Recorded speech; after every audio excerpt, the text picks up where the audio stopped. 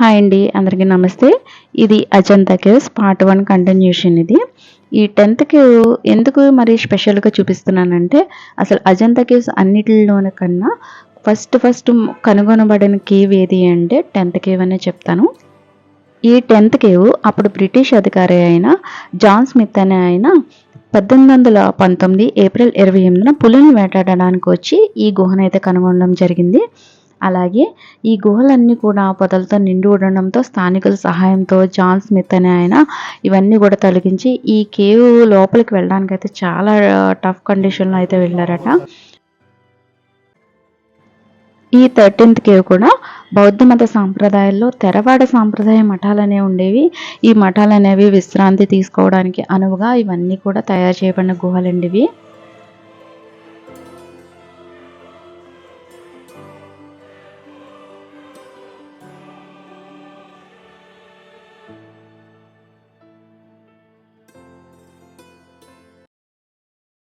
Called Nalagiri. Nalagiri is the name of this elephant. It's a warrior elephant belonged to King Ajantha.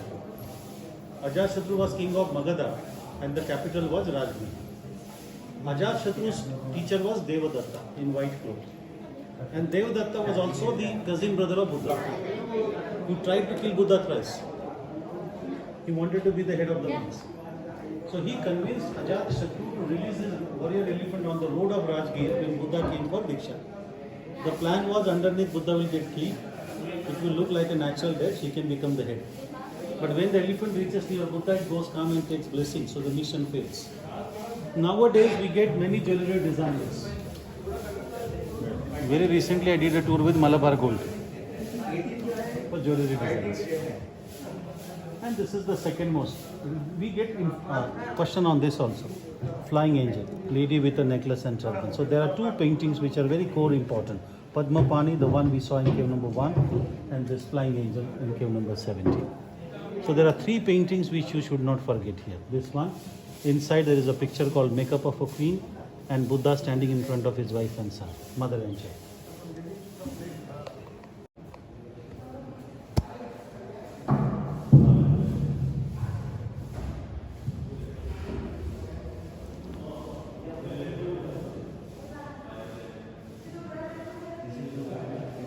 No, cave with maximum painting. So we get an idea how much we lost when we want to use this. So in colonial British India, Watchtower judges they used to put a big on it called the horse moon. It's like this in style. This entire L-shaped wall is under construction. Originally they used copper metal reflected sunlight and that reflection is visible. But later there are two major problems which we face. The first problem is bat eating. There were thousands of bats hanging to the ceilings. The second problem is black soot. As people used castor oil oils and saw them regularly for nearly 50 years, nearby year, it got accumulated on the beaches. And now, archaeologists, they have applied certain chemicals to dissolve those crystals to remove it on first-stage basis. How they do this? They left an example here, before and after treatment. Now we know this is recently cleaned. Now they are about to clean this part. We know there is a flower here. Yes. A similar work is going on the opposite side of the pillars. Yes. See this lady on top with her hair dryer. And they were aware of use of eyeliners. Yes. This ceiling needs one full day to see. Because every 15 minutes you need to take a break, otherwise the next starts to leave. So see, come behind me and see the series. This is Naga Kapha. Then a cupid. A stupa became a cross. The two deer and a dharma chakra. Okay. Which is vertical here. In our national flag it is horizontal. The same is always replicated below the Buddha statue. Yes. Further, yaksha with a tray of foods. Yes. These are called kinnaras. How to identify kinnaras? They are always shown with half body bird, half body human. Okay. Kinnera. See this lady with the flower design hairband, bindi to the forehead, hairs are tied with a ribbon, nail paint, mini skirt. And if you travel to Singapore and China on a New Year time and see the road shows, you see mask dances like this. Yes. Then our second masterpiece. We saw one outside. The second is here. See deep side to the left side to the main door. Come this side and see. Mother and child. Buddha standing with the board. Next is wife and son. Yashodhara and Rama. The story is 7 years after he came to meet his parents, and then the wife tells the child that your father has arrived, you ask your right. So he says that if you are my father, give my right. So he says, I don't have wealth to offer you, monetary wealth, but if you want knowledge, I can. And then the mother permits, and Buddha makes him the first child monk in the Buddhist system. Gautam. This is a received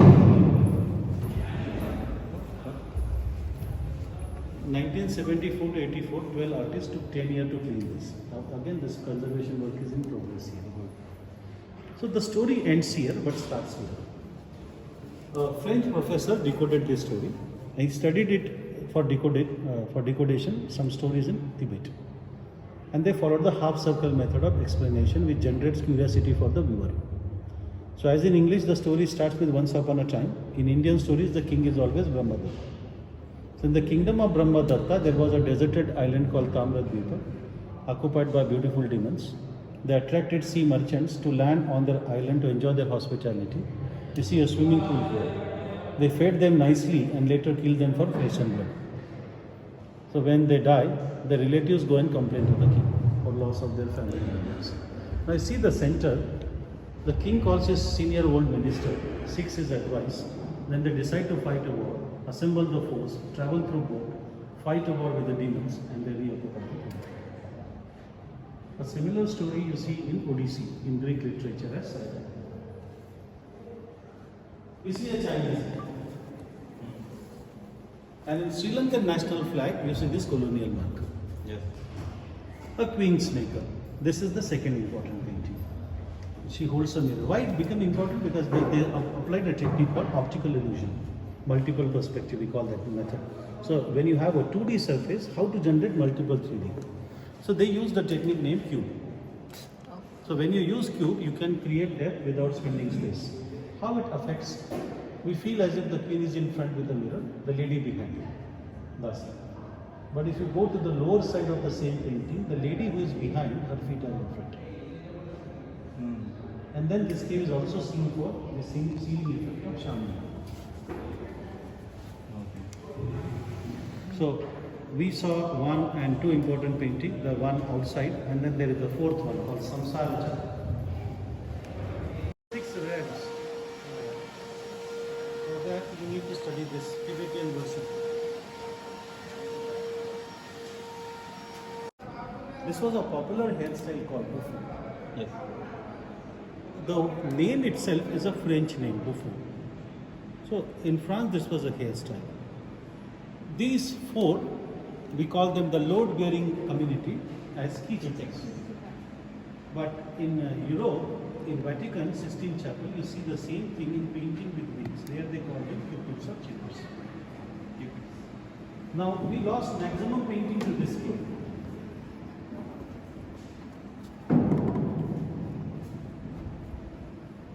We have a trace sketch of this work of 1869. So we know what was there, though we can't see so many factors now. But this comes in UPSC. So this wall is dedicated to Ashwagosha, who wrote the Buddha Charita. So Siddhartha's picture was here, which is no more. Without meeting his wife and son, he left home. That process is called Mahabhinishkamana.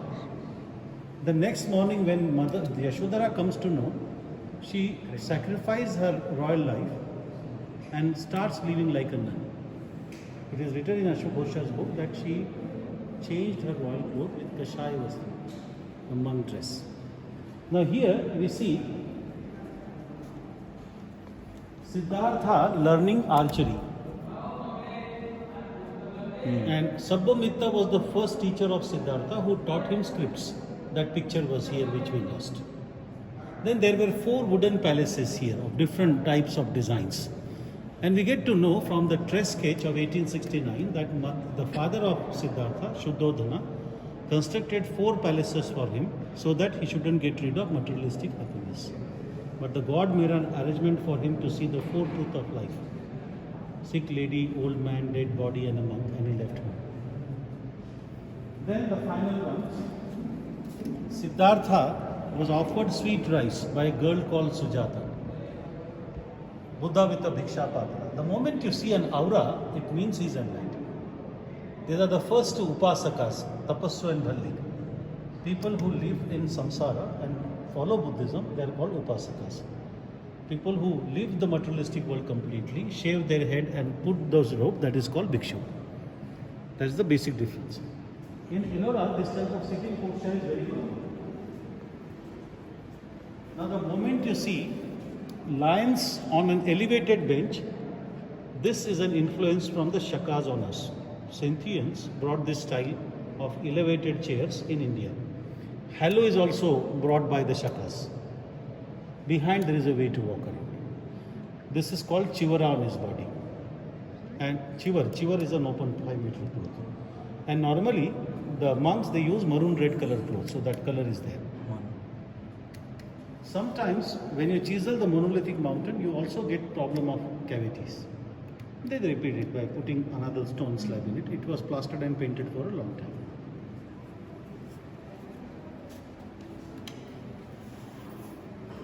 Now these are the patches which we, please don't. So outer layer is a cement layer, special cement, so that the plaster should not fall in powder form.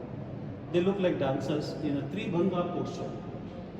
Here was a Brahmin picture with the Rudraksha mala in his right hand. A picture of Buddha, the upper face is no more. See this lady lower side, you see a long skirt with a horizontal skirt.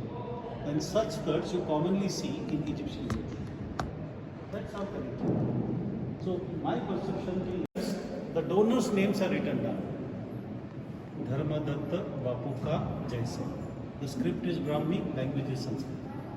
As we lost paintings, we also lost the valuable source of information. And again we come to Ashwagosha. Ashwagosha is famous for 2 of his works. Buddha Charita, that's biography of Buddha, and a drama which he wrote on the life of Buddha's brother, Saundarya and Nanda. Saundarya was wife of King Nanda, and King Nanda was her brother. So 7 years after monship, Buddha came to meet his parents. After meeting them, he was officially welcomed by his half-brother King Nanda. On the advice of Lord Buddha, King Nanda became a monk without taking permission from his brother.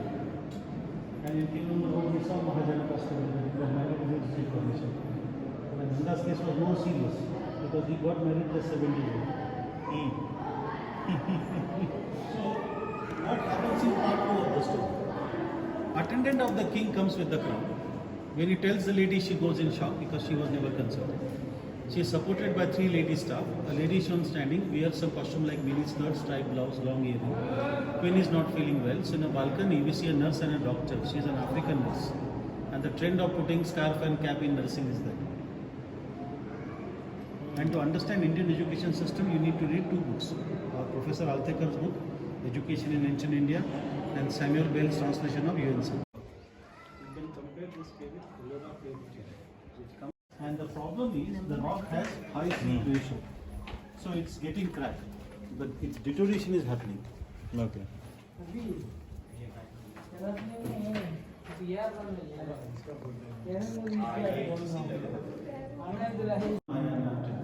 On top the 3 stone umbrella, they represent Buddha, Dharma and Sangha, 3 jewels. 1000 Buddhas, it's a story called Miracle of Shravasti. When we got multiple pictures of Buddha at one place, we normally associate it with 1000 Buddha. Not necessary that you should have 1000. Multiple row Buddha, because Buddha after enlightenment went to Shravasti. But people had no faith in Buddha, so out of his own body he converted 1000 forms. But these pictures we lost because of water accumulation. The water marking very clearly visible. Why? No, 7th century when Buddhism declined, the rainwater started coming from upper side outside to the cave, brought mud and debris. The entrance got blocked. Then came the growth of vegetation, branches of trees brought water inside. These are the postures which we came with. Vajra Mudra, Dan Mudra, Abhaya and Dhyan. Then they repeat. The plaster and color remains gives us a clear logical idea that everything was real. So onward to 19, 6 days are closed. 22, 25, 27, 28, 29, and 30. 4 are open but incomplete. 20, 21, 23, 24. But see 24 also. But see first 24. Why? I have shown you 5. But 24 is 5 times bigger, incomplete. You get an idea about the scale of the cutting stone. 26 for sleeping Buddha statue, which represent the Buddha's Mahaparinirvana. Come back from there and get down from cave number 9.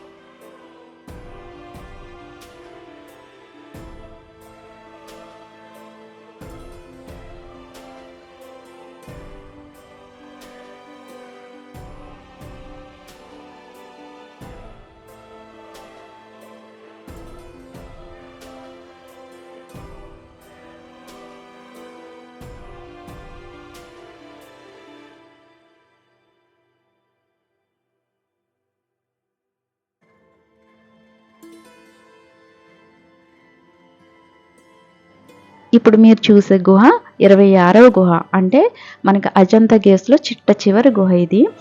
ఇది ప్రత్యేకత ఏంటి అంటే ఇందులో మహాయాన ప్రార్థనా మందిరం అనేది ఉంది. ఇందులో బుద్ధుని నిర్మాణాన్ని తెలిపే బుద్ధ విగ్రహం అయితే విశ్రాంతి తీసుకున్నట్టు పడుకొని ఉన్న విగ్రహం అయితే మనకు కనిపిస్తూ ఉంటుంది. ఆ విగ్రహం దగ్గర ఆయన అనుచరులు దుఃఖించడం, పైన దేవతలు ఆనందంగా స్వాగతాలు పలకడం, ఇటువంటివన్నీ కూడా చిత్రీకరించి ఉన్నాయి. ఇంతటి అద్భుతమైన శిల్పకళ అయితే మనం ఎక్కడ చూడము. అజంతా గుహల యొక్క ఆలయ శిల్పాలు కానీ, పెయింటింగ్స్, మఠాలు, అద్భుతమైన ఈ శిల్పకళ అంతా కూడా మన భారతదేశ ప్రాచీన చరిత్ర యొక్క ఔన్నత్యానికి అద్దం పట్టినట్టుగా ఉండే ఈ అజంతా కేవ్స్ని అయితే ప్రతి ఒక్కరూ సందర్శించాల్సిందే.